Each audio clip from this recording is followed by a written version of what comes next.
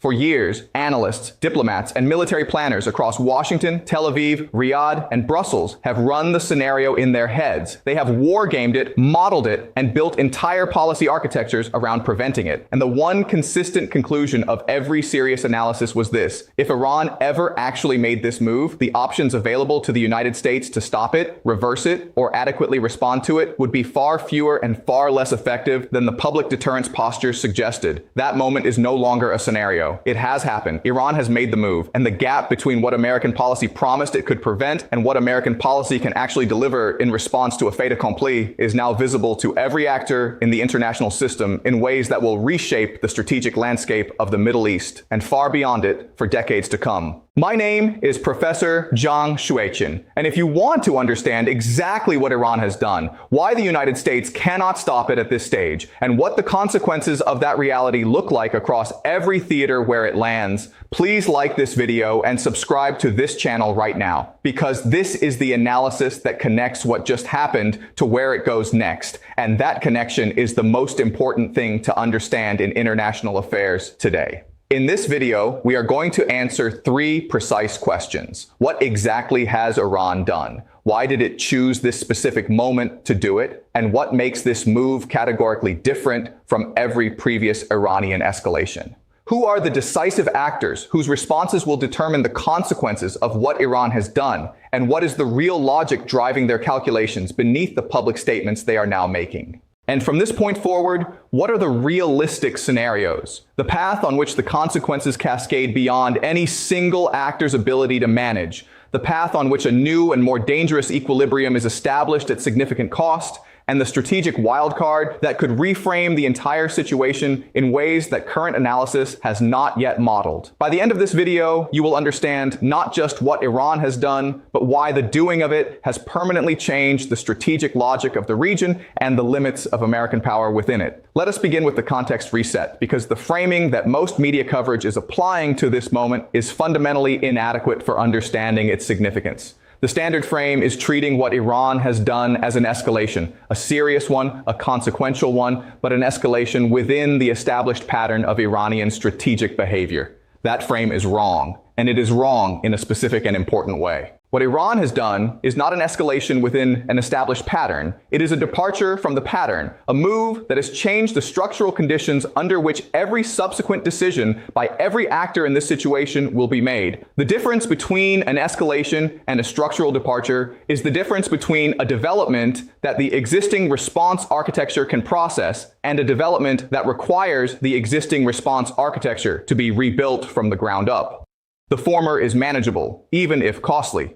The latter is transformative, and transformation of this kind, at this speed and in this specific strategic context, is what makes the current moment genuinely unlike anything that has preceded it in this conflict's arc. Here is what has literally just happened, and here is why it is categorically different from what came before. Iran has crossed the threshold. Not the rhetorical threshold of defiant statements, not the incremental threshold of advancing enrichment percentages, but the operational threshold that separates a country suspected of pursuing nuclear weapons capability from a country that has demonstrably achieved it. The specific nature of the crossing matters less in this immediate analytical moment than the fact of the crossing itself, because the fact of the crossing is what triggers the structural consequences. The regional proliferation dynamics, the American deterrence recalculation, the alliance architecture stress test, and the global energy market repricing that will define the strategic landscape going forward. Iran has not just advanced its program. It has established a new baseline from which the entire regional security calculation must now be rebuilt. The prior context that makes this moment so structurally significant is the specific sequence of American policy failures that preceded it. This is not a comfortable thing to say, but analytical integrity requires saying it clearly. The American deterrence architecture in the Middle East was built around the credible threat that Iranian nuclear threshold crossing would be prevented, either through diplomacy that made the pursuit not worth its cost, or through military action that made the achievement not possible within the time frame available. Neither instrument was deployed effectively. The diplomatic track produced a framework, the 2015 JCPOA, that was subsequently abandoned, and whose absence created the specific technical conditions that Iran has now exploited to reach the threshold. The military instrument was never deployed because the escalation risks associated with its use were consistently assessed as exceeding the strategic costs of continued Iranian nuclear advancement, an assessment that was individually rational at each decision point, and that is collectively responsible for the outcome that has now occurred. Understanding that sequence of individually rational decisions that produced a collectively catastrophic outcome is essential to understanding both what has happened and what the appropriate response architecture looks like going forward. The media narrative is covering this as a crisis, a diplomatic emergency requiring an urgent response, a moment for emergency Security Council sessions and urgent allied consultations, and carefully worded statements about consequences. All of that activity is real and will continue for weeks. What the media narrative is not yet doing is processing this as the structural transformation it actually is. The moment at which the Middle East's nuclear landscape permanently changed, and at which the limits of American deterrence credibility were exposed in ways that every adversary of the United States in every theater is currently studying with intense analytical focus. Those two things, the regional nuclear transformation and the global deterrence credibility exposure, are the actual story of this moment. And they are the story that will determine the strategic environment for the next generation. Now let us build the power map, because Iran's move has been made in a specific environment of actor interests and response capabilities. And understanding how each actor is processing what has happened is essential to understanding where it goes. Start with Iran. Publicly, Iran is maintaining the posture it has cultivated throughout the escalation cycle, asserting sovereign rights, denouncing Western aggression, presenting its actions as defensive responses to external hostility, and offering the possibility of diplomatic engagement on terms that reflect its new strategic position. Strategically, what Iran has achieved through this move is a fundamental change in its negotiating architecture. Prior to the move, Iran was negotiating from a position of seeking to acquire leverage. Every diplomatic engagement was structured around Iran's attempt to extract concessions in exchange for restraining a program that had not yet reached the transformative threshold. After the move, Iran negotiates from a position of seeking recognition of leverage already acquired. That is a qualitatively different negotiating position, and it changes the terms of every subsequent diplomatic engagement in ways that are deeply unfavorable to the Western powers that have spent decades trying to prevent exactly this outcome. Iran's biggest constraint going forward is not military or diplomatic, it is economic. The domestic social contract remains fragile, and the leadership's ability to sustain the population's tolerance for the costs of its strategic ambitions depends on translating the new strategic position into economic benefits within a time frame that the population's patience can sustain. Look at the United States. Publicly, Washington is projecting strength, resolve, and a commitment to consequences. The language is firm, the tone is serious, and the message is designed to communicate that the American response will be significant. Strategically, what the United States is actually confronting is a situation for which its existing policy toolkit is inadequate in specific and structurally significant ways. The sanctions architecture has been largely deployed. The incremental sanctions pressure that was available as a deterrent instrument before the move is a far less effective coercive instrument after it, because the move has already been made and sanctions cannot undo technical achievements once demonstrated. The military instrument carries escalation risks that were assessed as unacceptable before the move and are more complex after it. The diplomatic instrument requires engaging with Iran from a position of reduced leverage, because the specific leverage that the threat of threshold prevention provided has been exhausted. Washington is not without options, but the options available after the move are a subset of the options that were available before it, and they are the less effective subset.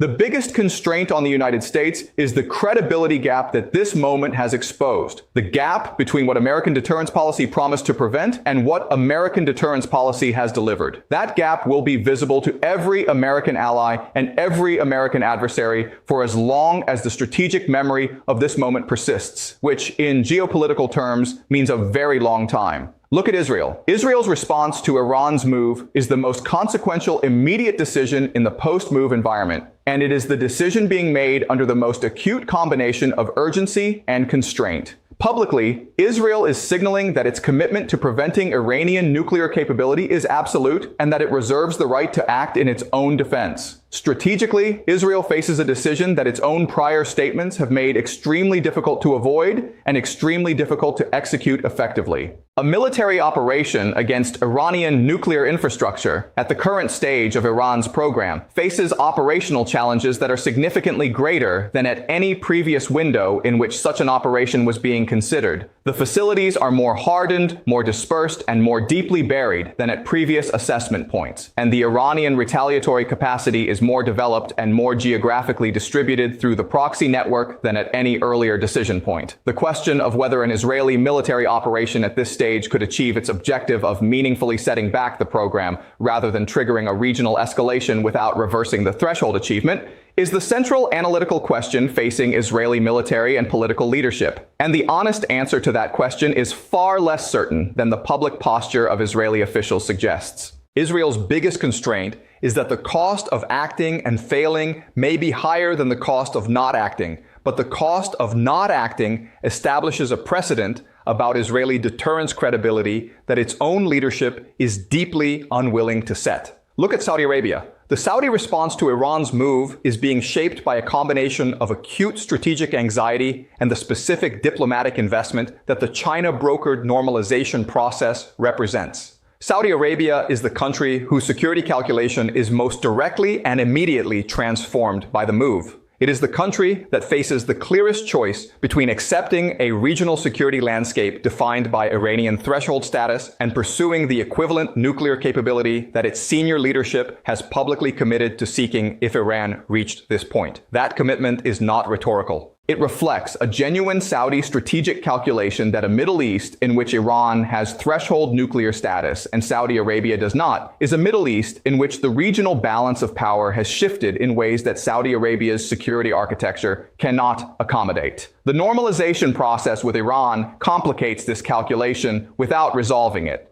A diplomatic relationship with a threshold nuclear Iran is better than no relationship. But it does not substitute for the security guarantee that only equivalent capability or an ironclad American extended deterrence commitment can provide. Saudi Arabia is therefore in urgent conversation with Washington about the specific terms of the American security commitment. Conversations whose outcome will determine whether Riyadh pursues its own nuclear program or accepts an American extended deterrence framework that it has historically regarded as insufficiently credible. Look at China. China's response to Iran's move is the most strategically complex of any external actor, and it is the response whose long-term consequences are most significant for the global order. Publicly, China is calling for restraint, for dialogue, and for a diplomatic resolution that addresses the underlying security concerns of all parties. Strategically, China is processing this moment through multiple analytical lenses simultaneously. It is assessing the deterrence credibility implications for its own confrontational posture toward Taiwan. The demonstrated gap between American deterrence commitments and American deterrence delivery is a data point of direct relevance to Chinese calculations about the credibility of American extended deterrence in the Indo-Pacific. It is assessing the energy security implications of a regional escalation that could disrupt the Gulf supplies on which the Chinese economy depends. And it is assessing the diplomatic positioning opportunity that this moment creates. The opportunity to insert China into the resolution architecture of the most consequential Middle East crisis in decades, in a role that demonstrates Chinese great power responsibility and that positions Beijing as a more effective regional stabilizer than the American-led framework that has just experienced its most significant failure. China's decision about how aggressively to pursue that positioning opportunity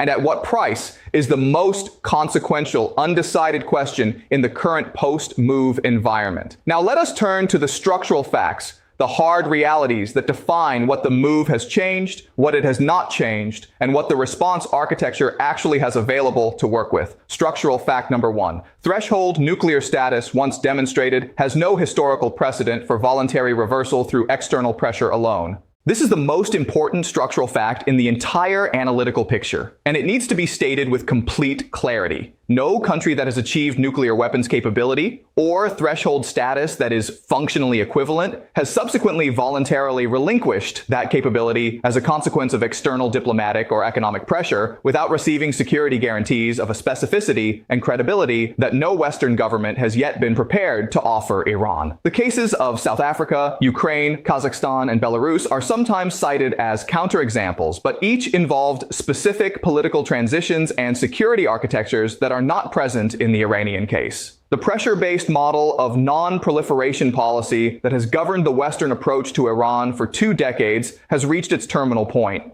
It has failed to prevent the threshold achievement, and it is structurally inadequate to reverse it. A new policy framework is required, and that framework will need to be built on the recognition of a new strategic reality rather than the pretense that the old one can be restored. Structural fact number 2, the regional proliferation cascade that Iran's threshold achievement initiates operates on a faster timeline than the Western response architecture can manage. Saudi Arabia's commitment to pursue equivalent capability is public, senior level, and credibly backed by the financial resources and the technical partnerships, particularly with Pakistan, that would make the commitment actionable within a compressed time frame. Turkey's strategic calculation is being forced into a reconsideration that its NATO membership complicates but does not prevent. Egypt's domestic political and strategic environment includes constituencies that have maintained nuclear ambitions throughout the non-proliferation era, and that will use this moment to press for a reconsideration. The cascade does not require formal decisions by any of these governments in the immediate term. It requires only that the strategic calculation shift in the direction of nuclear pursuit, which Iran's threshold achievement has already accomplished. Managing the cascade requires security guarantees and incentive architectures that are more specific, more credible, and more resource-intensive than anything the Western powers have thus far been willing to provide. Structural fact number 3, the American extended deterrence architecture in the Middle East requires fundamental rebuilding in the post-move environment, and the rebuilding competes directly with the Indo-Pacific strategic reorientation that has been the defining priority of American defense policy for the last decade. Extended deterrence, the commitment to defend an ally against nuclear threats through the threat of American nuclear response, requires specific deployments, specific communications infrastructure, specific command and control arrangements, and specific political commitments that are expensive to maintain and that consume strategic attention and resources that are finite. The rebuilding of the Middle Eastern extended deterrence architecture in response to Iran's threshold achievement will impose costs on the Indo-Pacific posture that American military planners have been warning about for years, and that the post-move environment now makes unavoidable. China is watching this resource and attention competition with intense interest because its implications for the Taiwan deterrence calculus are direct and immediate. Structural fact number 4, the global energy market repricing that Iran's move initiates is structural rather than cyclical, meaning that it reflects a permanent change in the risk environment rather than a temporary supply disruption. Permanent risk repricing in energy markets does not produce a spike followed by a return to baseline. It produces a new elevated baseline from which subsequent disruptions are measured. The economic consequences of a permanently elevated geopolitical risk premium in Gulf energy prices compound over time. They affect investment decisions, inflation trajectories, interest rate environments, and economic growth rates in ways that are diffuse and difficult to attribute to any single cause, but that are real and cumulative in their impact on household budgets and business costs across every economy that depends on affordable energy. Structural fact number 5. The non-proliferation framework's effectiveness as a restraining mechanism on the nuclear ambitions of other potential proliferators has been materially and permanently degraded by Iran's threshold achievement. The framework's restraining power derives from a combination of the normative weight of the NPT, the monitoring capacity of the IAEA, the economic costs of sanctions associated with non-compliance, and the credible expectation that threshold achievement will be prevented or punished through means sufficient to make the pursuit not worth its cost. The last element of that combination, the credible expectation of prevention or punishment, has just been falsified by events. The falsification is visible to every government currently making a decision about its own nuclear options, and it shifts the cost-benefit calculation of nuclear pursuit in ways that no subsequent diplomatic statement or sanctions regime can fully reverse. From this point, 3 scenarios are possible. Let me walk through each with the precision that the stakes demand. Scenario A is the unmanaged cascade path, the path on which the combination of Israeli military response, regional proliferation activation, and American deterrence reconfiguration produces a level of regional instability that the existing international management architecture cannot contain. This scenario activates if Israel concludes that a military operation, despite its operational difficulties and escalation risks, is preferable to accepting the threshold achievement as a permanent strategic reality. An Israeli operation at this stage would not be a single-night strike. It would be a sustained, multi-wave campaign requiring capabilities that partially depend on American assets or American acquiescence against facilities that are more hardened and more dispersed than at any previous planning cycle. Iranian retaliation would be immediate, multi-front, and calibrated to impose maximum cost on both Israel and the American regional presence. Direct missile and drone attacks, Hezbollah activation from Lebanon, Iraqi militia strikes on American bases, Houthi escalation in the Red Sea, and Iranian fast boat operations in the Gulf. The regional escalation that follows this sequence does not stay contained to a bilateral Israel-Iran exchange. It activates every node of the proxy network simultaneously and produces a conflict whose duration and cost exceed any prior Middle Eastern war. The oil price consequences alone, from even partial Strait of Hormuz disruption, would impose a severe economic shock on the global economy within days of the escalation's initiation. Scenario B is the compelled negotiation path, the path on which the threshold achievement, paradoxically, creates the conditions for a diplomatic resolution that has eluded every previous negotiating effort. The logic of this scenario is that the move has changed the negotiating architecture in a way that makes agreement more achievable rather than less, because it has finally established the cost of no agreement at a level that both Iran and the Western powers can no longer manage through the established framework of indefinite pressure and indefinite resistance. Iran negotiates from a position of achieved leverage rather than sought leverage, which means that a rollback or capping agreement is achievable in exchange for security and economic terms that the Western powers have previously been unwilling to offer. The Western powers negotiate from a position in which the cost of the alternative to agreement, permanent threshold status, regional proliferation cascade, extended deterrence rebuild, and energy market repricing is finally concrete and immediate, rather than theoretical and deferred. The specific terms of a compelled negotiation agreement in this scenario would be significantly more favorable to Iran than any agreement that was achievable before the move, which is precisely why Iran made the move, and precisely why the agreement, if reached, would represent a failure of the Western deterrence architecture, even as it represents a diplomatic resolution of the immediate crisis. Watch for the signal of this scenario activating in the specific content of the back-channel communication between Washington and Tehran, a shift from the established framework of demands and counter-demands toward a discussion of the specific security architecture that would make a threshold rollback politically sustainable for Iran's leadership. Scenario C is the Chinese resolution architecture wildcard, the path on which China uses the combination of its unique leverage over Iran, its economic relationship with the Gulf states, and the demonstrated failure of the American-led non-proliferation framework to position itself as the architect of a new regional security order that addresses the underlying causes of the Iranian nuclear program in ways that the American approach never seriously attempted. This scenario is the most structurally elegant solution to the crisis and the one that serves Chinese global positioning interests most directly. A successful Chinese architected resolution of the post-threshold crisis, one that produces a verifiable rollback of threshold status in exchange for a comprehensive regional security framework that China has brokered and that China's economic relationships underwrite, would represent the most significant demonstration of Chinese great power capacity in the history of the People's Republic. It would position Beijing as the indispensable architect of Middle Eastern stability in a way that the United States, having failed to prevent the crisis, would be structurally unable to contest. The price of Chinese mediation at this scale would be extracted across multiple bilateral dimensions: technology restrictions, Taiwan-related arms sales, Indo-Pacific security architecture. And the question of whether Washington would pay that price depends entirely on how clearly American decision makers assess the cost of the alternative trajectories.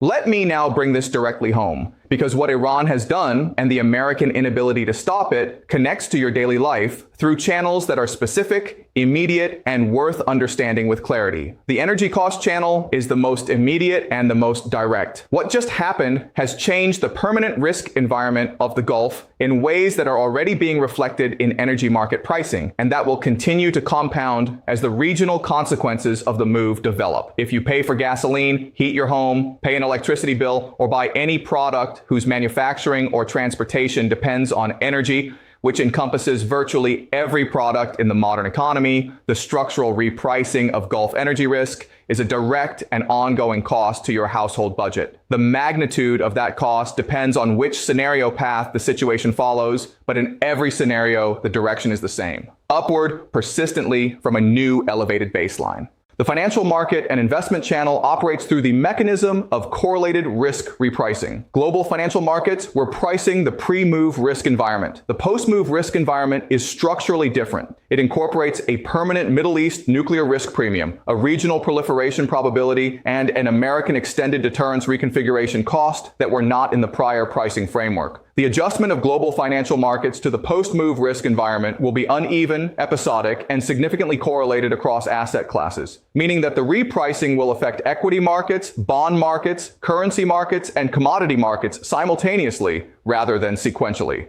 For anyone with savings, retirement accounts, pension exposure, or any form of financial investment, the post-move risk repricing is a direct and quantifiable change in the financial environment that shapes the value of those holdings. The defense spending and fiscal channel represents the longest term but most structurally significant economic consequence for ordinary citizens. The American extended deterrence rebuild that the post-move environment requires. The regional defense spending increases among American allies and partners, and the global defense investment increases triggered by the deterrence credibility exposure will compete with every other public priority in every affected economy for a generation. The fiscal trade-off between defense spending and social investment in healthcare, in education, in infrastructure, in the research and development that drives long-term economic productivity will be resolved in ways that are less favorable to social investment in the post-move environment than in any prior period of the post-Cold War era. Those trade-offs are not abstract. They determine the quality of the public services, the infrastructure, and the economic opportunities available to ordinary people in the countries that bear the cost of the changed security environment. The governance and institutional channel is the most abstract,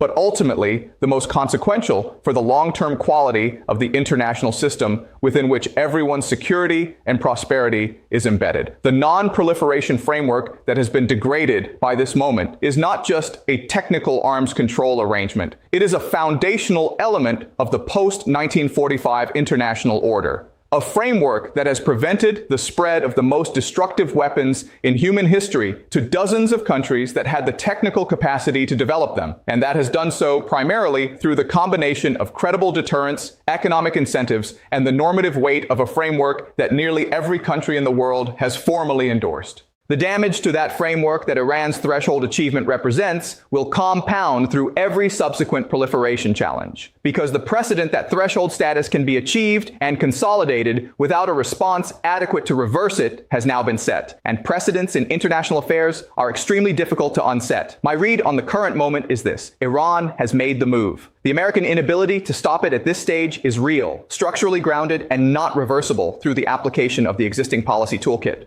The most probable near-term trajectory is a period of intense diplomatic activity, emergency consultations, Security Council sessions, allied coordination meetings, that produces statements of consequence without producing consequences, followed by the gradual recognition across the international community that the post-move strategic reality requires a fundamentally different policy framework than the one that failed to prevent it. The specific content of that new framework, whether it is built around compelled negotiation, around a Chinese architected regional security order, or around a new American extended deterrence architecture that is more credible than its predecessor, will be determined by the quality of decision-making in the capitals where those decisions are made under the specific political constraints and analytical frameworks that those decision-makers are operating within. Short term, the critical variable to watch is the Israeli decision. Not the public statements, but the specific military consultations and operational preparations that will signal whether Israel has concluded that a military operation is preferable to accepting the threshold achievement as a permanent reality. Long term, the outcome of this moment will be assessed by historians as the point at which either the international non-proliferation architecture demonstrated sufficient resilience to rebuild itself around a new framework, or the point at which the nuclear order that has governed the post-1945 world began its most serious period of structural erosion.